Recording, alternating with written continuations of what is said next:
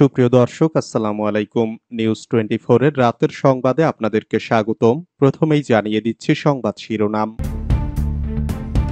শেখ হাসিনা, রেহানা, জয় ও পুতুলের বিরুদ্ধে হত্যা মামলা। পরাজিত অপশক্তির ষড়যন্ত্র এখনো থেমে নেই, যা বললেন তারেক রহমান। সাংবাদিক সুভাষ সিংহ ও নাইমুল ইসলাম খানের বিরুদ্ধে হত্যা মামলা। আওয়ামী লীগ সরকারের নিয়োগকৃত সব রাষ্ট্রদূত হাইকমিশনারদের অপসারণের দাবি। সাবেক শিক্ষামন্ত্রী নওফেল ও তার পরিবারের ব্যাংক হিসাব জব্দ। শেখ হাসিনাকে দেশে পাঠানোর বিষয়ে ভারতকে যা বললেন মির্জা ফখরুল। শুনছিলেন সংবাদ শিরোনাম।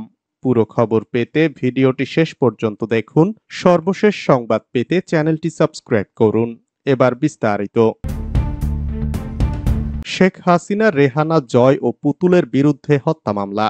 রাজধানীর যাত্রাবাড়ীতে হানিফ ফ্লাইওভারের টোল প্লাজায় ফলের দোকানি ফরিদ শেখকে গুলি করে হত্যার ঘটনায় শেখ হাসিনার নামে মামলা হয়েছে।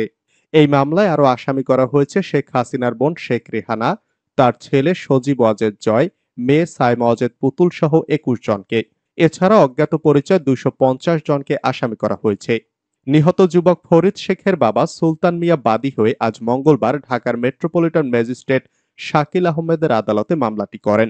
পরে আদালত বাদীর জবানবন্দি নেন। পুলিশ ব্যুরো অব ইনভেস্টিগেশনকে তদন্ত করে প্রতিবেদন দাখিলের নির্দেশ দিয়েছেন আদালত। আগামী ১ অক্টোবরের মধ্যে তদন্ত প্রতিবেদন দাখিলেরও নির্দেশ দেওয়া হয়েছে। গত ৪ জুলাই শেখ হাসিনার পদত্যাগের এক দফা দাবিতে ছাত্র জনতার আন্দোলন চলাকালে বিকেল ৩:৩০টার সময় ফরিদ শেখ যাত্রাবাড়ী ফ্লাইওভারের টোল প্লাজার দক্ষিণ পার্শ্বের রাস্তা দিয়ে তার ফলের দোকানে যাচ্ছিলেন।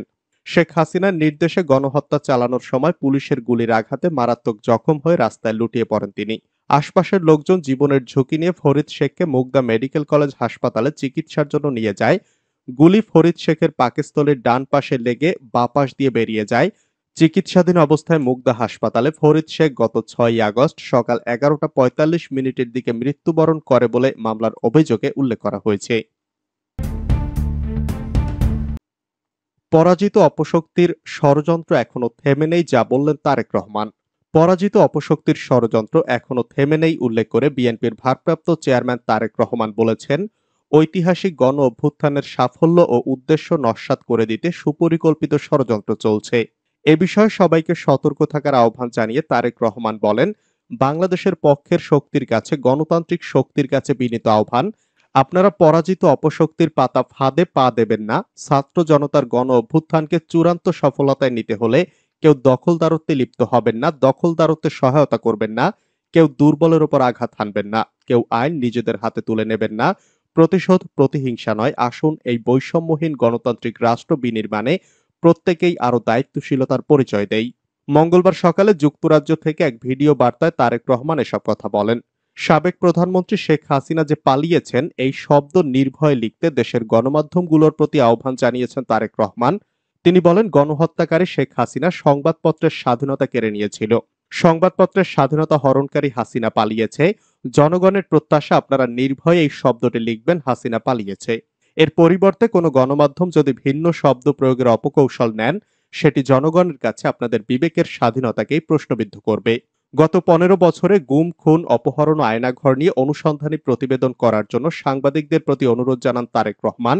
তিনি বলেন, আপনাদের প্রতি আহ্বান, গত ১৫ বছরে যারা গুম, খুন ও অপহরণের শিকার হয়েছেন, ছাত্র জনতার বিপ্লবে যারা শহীদ হয়েছেন, আহত হয়েছেন, তাদের এবং তাদের পরিবারের দুঃখ দুর্দশা নিয়ে বিশেষ অনুষ্ঠান প্রচার করুন।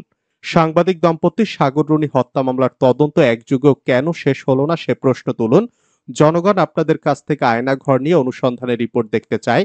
হাসিনা দেশকে লুটেরা রাষ্ট্রে পরিণত করেছিল। জনগণ দুর্নীতির সেই সব চিত্র সংবাদপত্রে দেখতে চায়। সাংবাদিক সুভাষ সিংহ ও নাইমুল ইসলাম খানের বিরুদ্ধে হত্যা মামলা। রংপুরে বৈষম্য বিরোধী ছাত্র আন্দোলন চলাকালে গুলিতে সাজ্জাদ হোসেন নিহতের ঘটনায় আরও একটি মামলা হয়েছে। মামলায় সাবেক প্রধানমন্ত্রী শেখ হাসিনা এবং তার বোন শেখ রেহানা ছাড়াও সাংবাদিক সুভাষ সিংহ রায় ও সাবেক প্রধানমন্ত্রীর প্রেস সচিব নাইমুল ইসলাম খানকে আসামি করা হয়েছে। মঙ্গলবার দুপুরে নিহত সাজ্জাদ হোসেনের সহধর্মিণী জিতু বেগম বাদী হয়ে মেট্রোপলিটন ম্যাজিস্ট্রেট আমলি আদালত কোতোয়ালিতে মামলাটি করেন। আওয়ামী লীগ সরকারের নিয়োগকৃত সব রাষ্ট্রদূত হাই কমিশনারদের অপসারণের দাবি। আওয়ামী লীগ সরকারের আমলে নিয়োগকৃত রাষ্ট্রদূত হাই কমিশনার সহ সব কর্মকর্তাদের অপসারণ করে মেধাবী ও প্রবাসী বান্ধব কর্মকর্তাদের নিয়োগ সহ 10 দফা দাবি জানিয়েছে প্রবাসী অধিকার পরিষদ। মঙ্গলবার ঢাকা রিপোর্টার্স ইউনিটিতে ছাত্র জনতার গণ অভ্যুত্থানে গঠিত অন্তর্বর্তীকালীন সরকারের কাছে রেমিটেন্স যোদ্ধা প্রবাসীদের প্রত্যাশা শীর্ষক আলোচনায় তারা এসব দাবি জানান। আলোচনা সভার আয়োজন করে প্রবাসী অধিকার পরিষদ। সভায় বক্তব্য দেন গণ অধিকার পরিষদের সভাপতি নুরুল হক নূর। সাবেক শিক্ষামন্ত্রী নওফেল ও তার পরিবারের ব্যাংক হিসাব জব্দ। গণ অভ্যুত্থানের মাধ্যমে ক্ষমতার পালাবদলের পর থেকে একে একে জব্দ করা হচ্ছে আওয়ামী লীগ সরকারের প্রভাবশালী নেতা ও এমপি মন্ত্রীদের। এবার এই তালিকায় যুক্ত হলেন সাবেক শিক্ষামন্ত্রী মহিবুল হাসান চৌধুরী নওফেলের নাম। মঙ্গলবার নওফেল ও তার পরিবারের সদস্যদের নামে থাকা ব্যাংক হিসাব জব্দের নির্দেশ দিয়েছে কেন্দ্রীয় ব্যাংকের আর্থিক গোয়েন্দা বিভাগে বাংলাদেশ ফাইন্যান্সিয়াল ইন্টেলিজেন্স ইউনিট। ব্যাংকগুলোকে মহিবুল হাসান চৌধুরী, তার স্ত্রী এমা ক্লারা বাটন ও তাদের দুই সন্তান নিনা এমিলি ফাউজিয়া চৌধুরী ও হান্না শ্রেয়া এনি চৌধুরীর ব্যক্তিগত ও প্রাতিষ্ঠানিক হিসাবের লেনদেন 30 দিনের জন্য স্থগিত করতে বলা হয়েছে। শেখ হাসিনাকে দেশে পাঠানোর বিষয়ে ভারতকে যা বললেন মির্জা ফখরুল। শেখ হাসিনাকে আশ্রয় নিয়ে ভারত গণতন্ত্রের প্রতি যে অঙ্গীকার তা রক্ষা করছে না বলে মন্তব্য করেছেন বিএনপি মহাসচিব মির্জা ফখরুল ইসলাম আলমগীর। মঙ্গলবার দুপুরে শেরেবাংলা নগরে বিএনপির প্রতিষ্ঠাতা জিয়াউর রহমানের কবরে শ্রদ্ধা নিবেদনের পর সাংবাদিকদের প্রশ্নের জবাবে বিএনপি মহাসচিব এই মন্তব্য করেন। মির্জা ফখরুল ইসলাম আলমগীর বলেন, ছাত্র জনতার অভ্যুত্থানের মধ্য দিয়ে ফ্যাসিস্ট অত্যাচারী, নিপীড়নকারী, হত্যাকারী শেখ হাসিনা দেশ ছেড়ে পালিয়েছেন। দুর্ভাগ্য আমাদের যে পার্শ্ববর্তী দেশ ভারতে তাকে আশ্রয় দিয়েছে। সেখানে থেকে তিনি আবার বাংলাদেশের ছাত্র জনতার যে বিপ্লব সেটাকে নস্যাৎ করবার বিভিন্ন চক্রান্ত শুরু করেছে। এই ব্যক্তিকে এভাবে আশ্রয় দিয়ে ভারত তার যে কমিটমেন্ট টু ডেমোক্রেসি এটা তারা রক্ষা করেছে বলে আমার মনে হয় না। ভারতের কাছে আমাদের আহ্বান থাকবে, আপনারা তাকে আইনগতভাবে বাংলাদেশ সরকারের কাছে তুলে দেন। দেশের মানুষ যে সিদ্ধান্ত নিয়েছে সেই সিদ্ধান্ত হচ্ছে তার বিচার করার, সেই বিচারের সম্মুখীন তাকে হতে দেন। আদালতে নেওয়ার পর ফুপিয়ে ফুপিয়ে কাঁদলেন দীপুমণি। বৈষম্য বিরোধী আন্দোলনে ছাত্র জনতার মিছিলে নির্বিচারে গুলিবর্ষণে রাজধানীর মোহাম্মদপুরে মুদি দোকানি আবু সাইদ হত্যা মামলায় গ্রেপ্তার সাবেক মন্ত্রী ডাক্তার দীপুমণির 4 দিন এবং সাবেক ক্রীড়া উপমন্ত্রী আরিফ খান জয়ের 5 দিনের রিমান্ড মঞ্জুর করেছেন আদালত।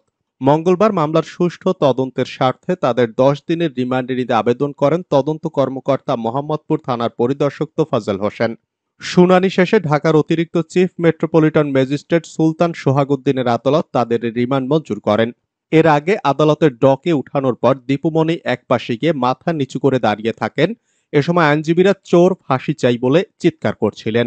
এক পর্যায়ে দীপুমণি ফুপিয়ে ফুপিয়ে কাঁদতে থাকেন, তখনও আইনজীবীরা স্লোগান দিতে থাকেন। এদিন আসামিপক্ষের এক আইনজীবী তাদের রিমান্ড বাতিল ও জামিন চেয়ে আবেদন করেন। এজলাসে আসামিদের ডেকে ওঠানোর পর কারো হাতে হাতকড়া না থাকায় বিএনপিপন্থী আইনজীবীরা আসামিদের হাতকড়া পরানোর জন্য চিৎকার করতে থাকেন।